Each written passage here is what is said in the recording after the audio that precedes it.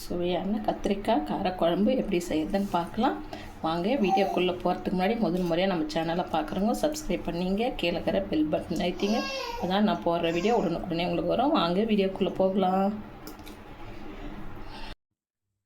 இஞ்சி கத்திரிக்காய்ங்க, குட்டி குட்டி காய்ங்க, எவ்வளோ அழகாக இருக்குது பாருங்கள் பார்க்கும்போதே. இதில் காரக்குழம்பு வச்சோம்னா அவ்வளோ சூப்பராக இருங்க. இது கூட ஒரு சின்னதாக உருளைக்கிழங்கு போட்டு வச்சோம்னா இன்னும் சூப்பருங்க. அதில் ஒரு மிக்ஸி ஜார் எடுத்துக்கலாங்க. அதில் பெரிய சைஸ் வெங்காயம் ஒன்று கட் பண்ணி போட்டுக்கலாங்க. அது கூடவே பூண்டு ஒரு 10 பல் உரித்து தோல் எடுத்துகிட்டு போட்டுக்குங்க.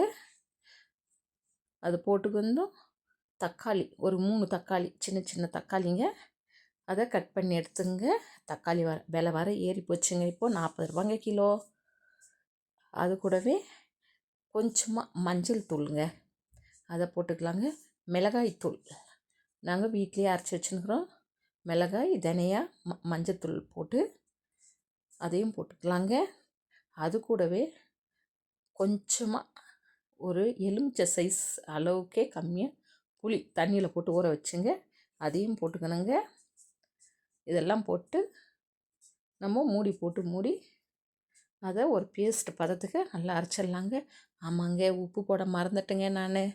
இப்போ நம்ம உப்பு சேர்த்துக்கலாங்க. அதில் திட்டமாக உப்பு போட்டுக்கலாங்க. இதை இப்போ மூடி நம்ம அரைச்சிட்டு வந்துடலாங்க. இது போல் நல்லா பேஸ்ட் மாதிரி நல்லா அரைச்சி எடுத்துங்க. இந்த அளவுக்கு அரைச்சோம்னா போதும். கல்லெண்ணெய் ஊற்றிக்கணுங்க. நம்ம காயை அலச்சிட்டு கட் பண்ணி வச்சுருக்குறோங்க துண்டு துண்டாக. இது நம்ம எண்ணெயில் போடலாம். அரியும் போது இது போல் சொத்தை எதனா இருக்குதான்ட்டு பார்த்துங்க.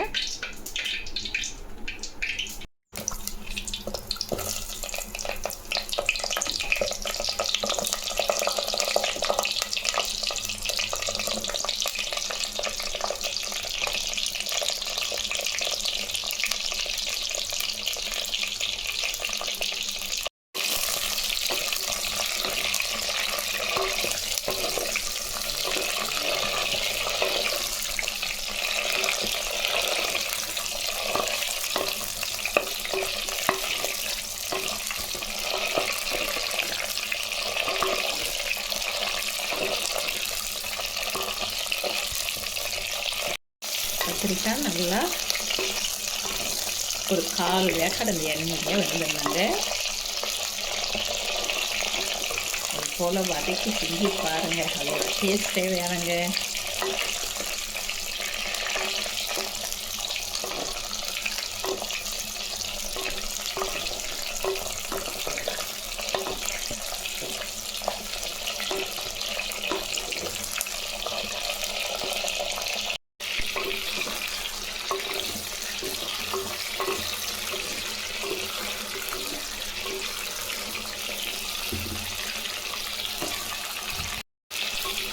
கத்திரிக்காயை வேறு ஒரு பாத்திரத்துக்கு மாற்றிக்கலாங்க.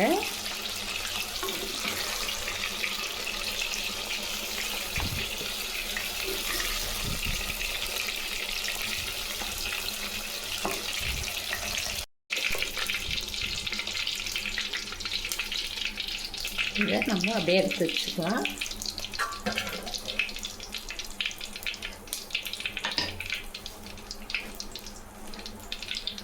கொஞ்சம் கடுகு, அதே எண்ணெயில் கடுகு போட்டுக்கலாம்.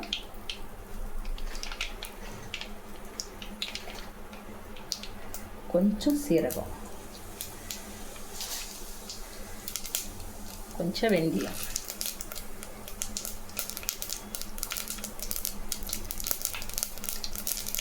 அதிலே காஞ்ச மிளகா, கொஞ்சம் கறிவேப்பிலை, நம்ம அரைச்சி வச்ச விழுது,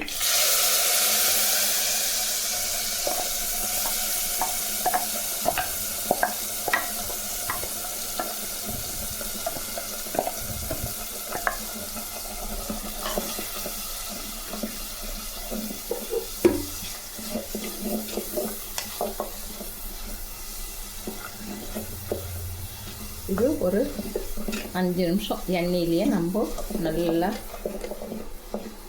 தொழி விடலாம்.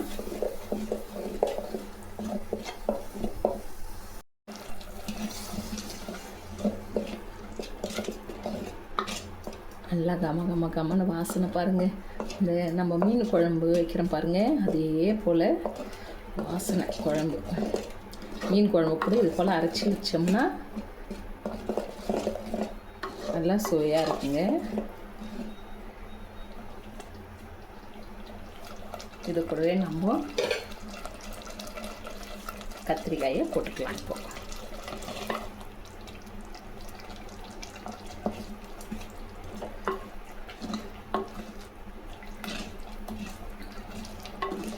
இது ரொம்ப நேரம் வேலை கூட இல்லைங்க, கொஞ்சம் நேரமே எல்லா வேலையும் முடிஞ்சிடும். குழம்பு ஒரு பக்கம் சாதம் வச்சுட்டு நம்ம இந்த மசாலா எல்லாம் ஒன்றா சேர்த்து புளி எல்லாம் போட்டு அரைச்சிட்டு செஞ்சோம்னா அவ்வளோ நல்லாயிருக்கும் அந்த குழம்பு. வேலையும் கம்மி, ருசியும் அதிகங்க. இதில் இது மேலெல்லாம் தெரிக்கும், இதையே போட்டு மூடி வைக்கலாங்க.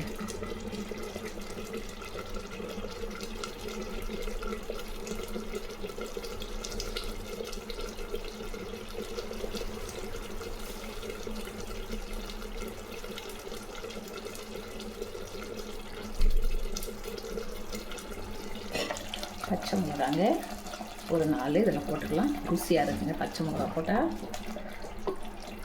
திரும்ப அதே போல் மூடி வச்சுருங்க.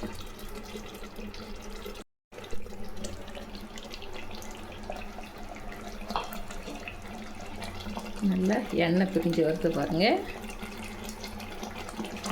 இப்போது உருளைக்கிழங்கு 2 உருளைக்கிழங்கு சின்ன சைஸு நான் கட் பண்ணி வச்சுருந்தேன் தோலோடு.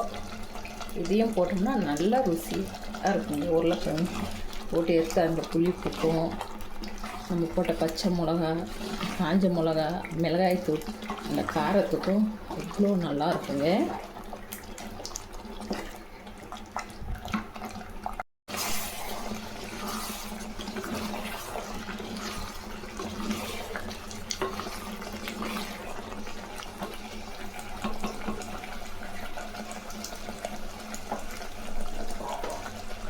மசாலா ஆச்சுங்கள அது ஒரு ஜார் கழுவுனா தண்ணிங்க.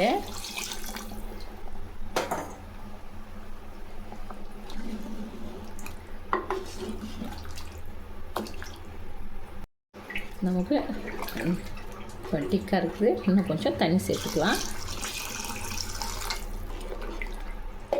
அவ்வளோதாங்க. இது ஒரு 10 நிமிஷம் கொதிய விட்டு நம்ம இறக்கணும்னா கத்திரிக்காய் உருளைக்கிழங்கு காரக்குழம்பு ரெடி ஆகிடுங்க. நிறைய பேர் உருளைக்கிழங்கு போட்டு செய்ய மாட்டாங்க காரக்குழம்புல. நீங்கள் போட்டு செஞ்சு பாருங்கள், அவ்வளோ அருமையாக இருக்கும். சும்மா நிறைய போடக்கூடாதுங்க, சும்மா ஒரு உருளைக்கிழங்கு இருந்தால் போதும் நமக்கு. நான் குட்டி குட்டியாக இருக்குவே 2 போட்டுருக்குறேன். அதில் பாருங்கள் நல்ல பபுள்ஸ் வர மாதிரி இது பாருங்கள். இது நல்லா தலைன்னு கொதிக்கும் போது நான் மூடி வைக்கலாங்க. 10 நிமிஷங்க குழம்பு ரெடி ஆகிடும். இல்லை சுட சாதம் இருந்து போட்டு சாப்பிட்டோம்னா அவ்வளோ நல்லாயிருக்கும். ஒரு முறை சாப்பாடோடு ஏந்து போகிறவங்க கூட திரும்ப இன்னும் கொஞ்சம் போடுன்னு கேட்டு சாப்பிடுவாங்க. அவ்வளோ ருசியாக இருக்கும் இந்த குழம்பு.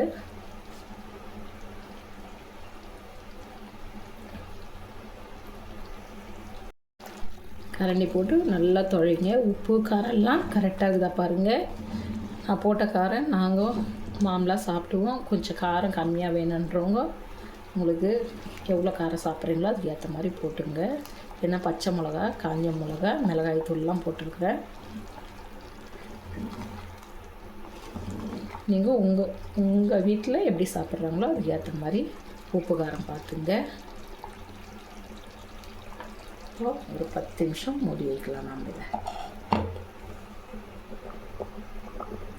10 நிமிஷம் ஆயிடுச்சு. இப்போ நம்ம குழம்பு நல்லா டிக்காக வந்துட்டு பாருங்கள்.